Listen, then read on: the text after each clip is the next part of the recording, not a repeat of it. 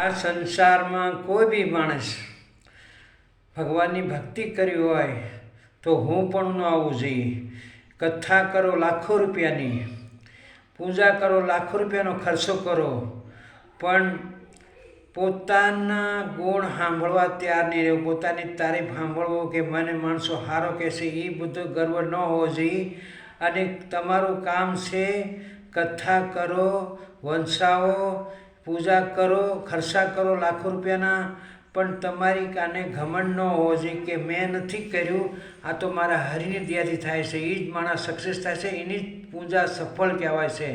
બાકી જેનામાં અહંકાર હોય અને પોતાને ગુણ સાંભળવા હાથું તત્પર રહે કે અને માણસે કે મેં કર્યું, મેં આમ કર્યું, એ બધો ખર્ચો ઝીરોમાં જાય છે. એનો કોઈ ઉપયોગ થતો નથી, ખાલી દુનિયાનો દેખાવો થઈ જાય. એટલે કદી ભૂલથી બી પોતાનો ઘમંડ નહીં કરવાનો અને મેં કર્યું હું પણ નહીં કરવાનું, કે આપણી તાકાત નથી, કરાવવાવાળો ઉપરવાળો છે, એની દયાથી આ બધી વસ્તુ થાય છે. કથાએ થાય, કીર્તને થાય અને પૂજાય થાય. જેની અંદર અહંકાર છે, ઘમંડ છે, એનું બધું ઝીરો જાય છે. એટલે એ ભૂલ નહીં કરવાની, એમાં હું હોથી સામેલ આવી ગયો. જય દ્વારકાધીશ.